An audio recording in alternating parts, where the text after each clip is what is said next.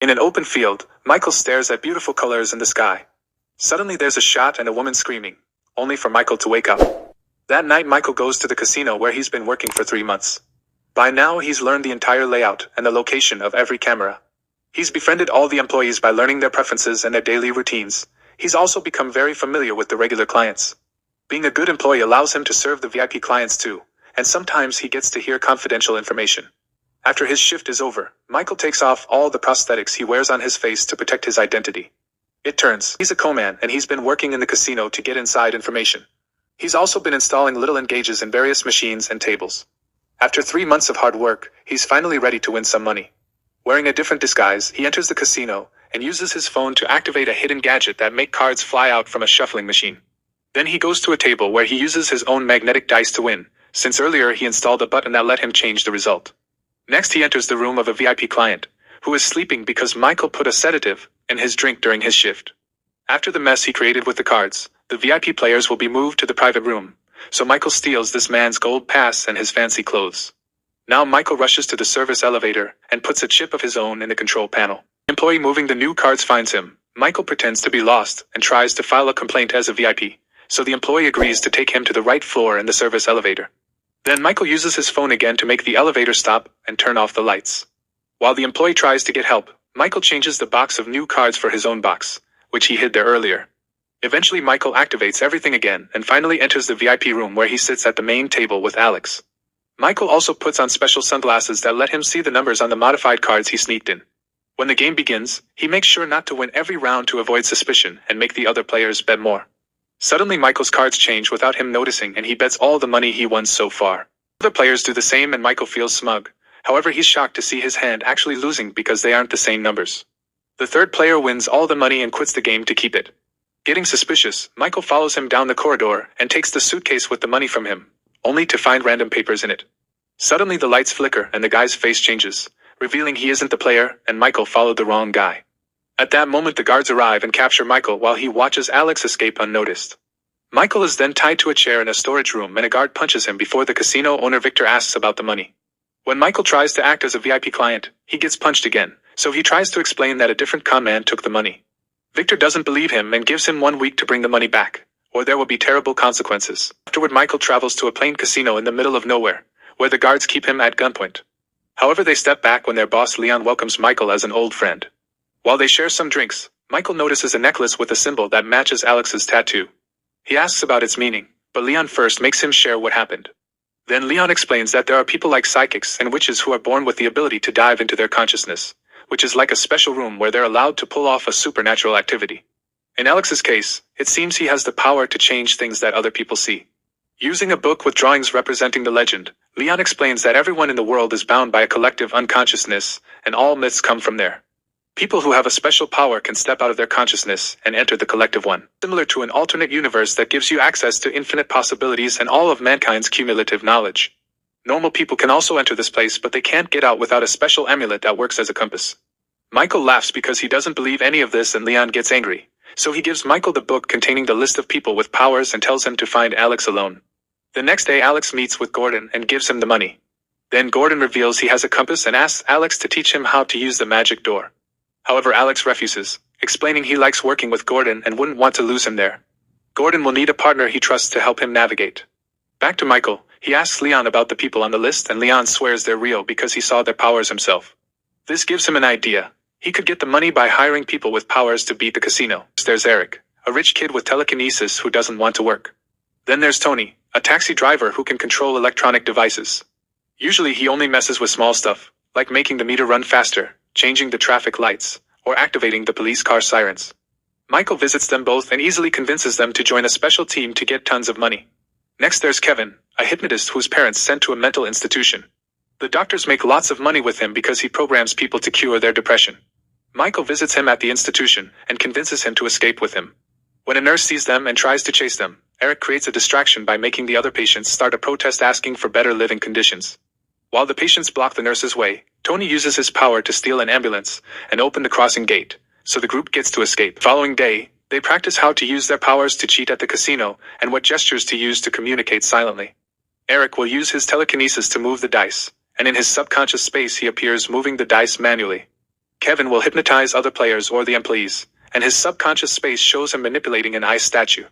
Lastly, Tony will have to deal with the cameras. When he uses his power, his subconscious space appears to be a storm with the chips floating around him. They play a few games with Leon's people and at first it goes well, but soon it turns chaotic. While Kevin accidentally makes an employee blind, a client of Leon's freaks out when he loses and takes out his gun.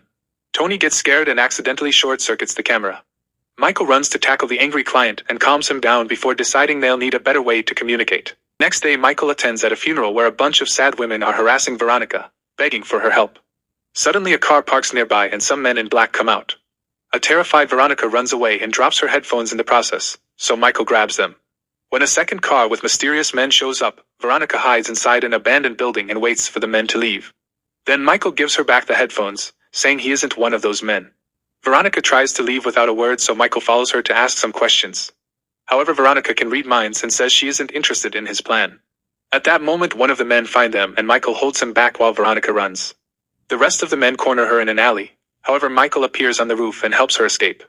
The next day, Gordon follows Alex's instructions to get started on his training. Hypnotist finds him and quickly sends him to the world of the subconscious, where now Gordon has the power to control any person he wants. While Gordon is unconscious on the ground, he forces a street painter to make a copy of a famous painting. Then Gordon controls a museum employee and makes him trade the fake painting for the real one, which was about to be transferred to another museum. While the fake painting is taken away in a van, Gordon wakes up and buys the real famous art from the confused painter for just a few bucks. None of the people he controlled remember what happened. Back to Michael, he introduces Veronica to the rest of the group, explaining she can read and transmit thoughts. She'll be passing Michael's instructions to the others while they play. To practice, Michael tells her to enter her subconscious space, which looks like a very peculiar forest. Then he thinks about Eric moving the city's big bell, so Veronica passes the message to Eric's mind. After Eric does so, Michael wants two people to run while screaming for help, so Veronica passes that message to Kevin, who quickly pulls it off. Tony is told to make most of the lights in the area to short-circuit, causing more people to get scared and all the birds to fly away.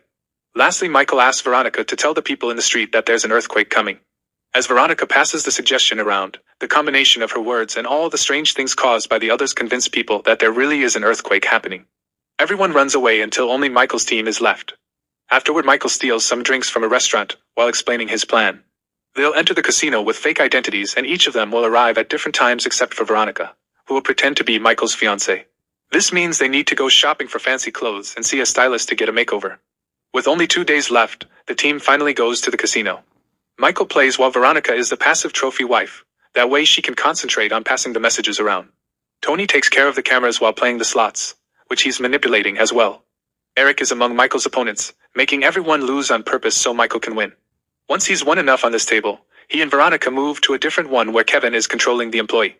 At first the plan goes smoothly, but Eric is drinking too much and gets tired of losing, so he starts manipulating the roulette to win some money too. He also starts talking to Michael aloud instead of sending his thoughts. At the slots, Tony gets too enthusiastic and starts to control too many machines at the same time.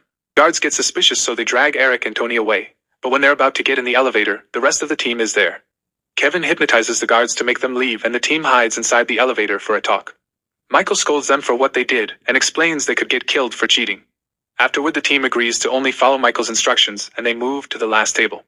Michael bets all in while Tony controls the camera, Kevin takes care of the employee, and Eric manipulates the dice. The plan goes well and Michael wins $10 million. Then the group goes to the beach to celebrate with drinks and a bonfire, although Veronica sits away from them. Michael checks on her and points out they could work together a few more times to get more money, but Veronica isn't interested.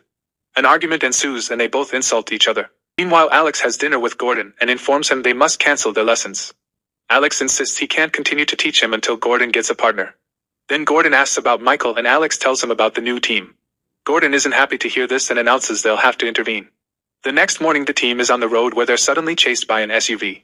When the mysterious car gets ahead of them, Tony drives around it and tries to lose it, only for a second SUV to join the chase.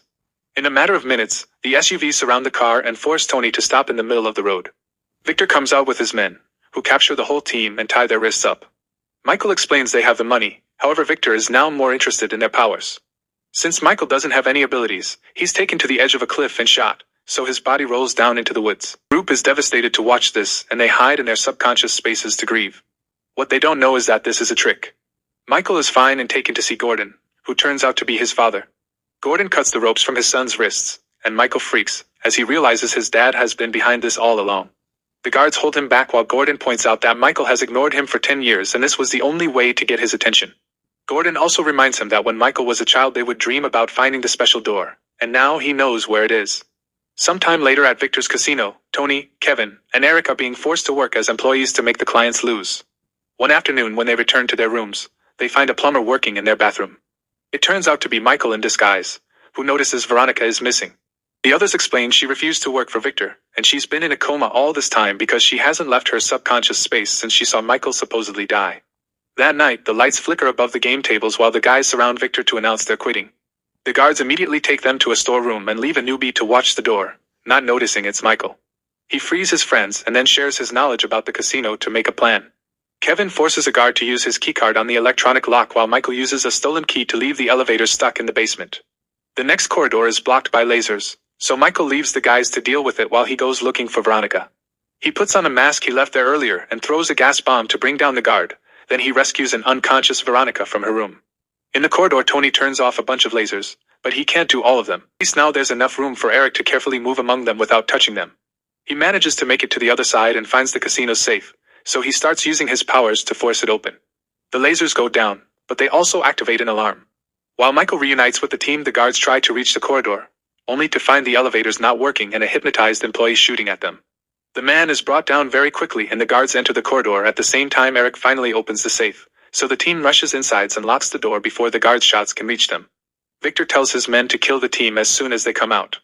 Afterward, Michael announces their plan is over unless they wake Veronica up. The others try to warn him that he may die if he enters the subconscious space because he has no powers, but Michael wants to do it anyway. Kevin then hypnotizes Michael, who appears floating in a white space. Important objects from his life float around him and he hears conversations from the past, reminding him of his mother's death and all the illegal jobs he did through the years, including the time he spent in jail. Veronica's voice is heard as well, calling him selfish. A door appears and Michael crosses it, falling into a big field with multiple doors and beautiful colors in the sky. There's a storm coming, so he runs to find cover behind a door. The storm quickly catches up to him and almost hits him, but he raises a hand and the storm freezes. With just a gesture, he lets it fall on the ground and cleans the field. Next, Michael sits on the ground and concentrates on his memories of Veronica. Suddenly, the ground starts bursting and transforming to change the field into the city. Michael takes the stairs and finds Veronica staring at the colors in the sky. He tries to come closer. He finds a force field surrounding her. He pounds on it a few times while yelling, but Veronica never reacts. Michael then tries sending out his thoughts. This causes the buildings to go down, and he appears in barren land under the rain. The force field is still protecting Victoria, but now she can hear him. She says she doesn't want to go back to the real world because there's nobody waiting for her. Michael tries to explain he's actually alive, but she doesn't believe him, so he sends out the memory of the day they met. The chase happens again, and when Michael appears on the roof, he tells her he only has her.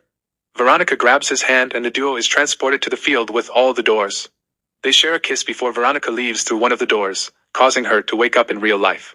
However, since it's Michael's first time, he must find his own way out. Flashback reveals Gordon taught Michael everything about the subconscious space and that he wanted his son to be his partner. That way they could start a business together using the doors.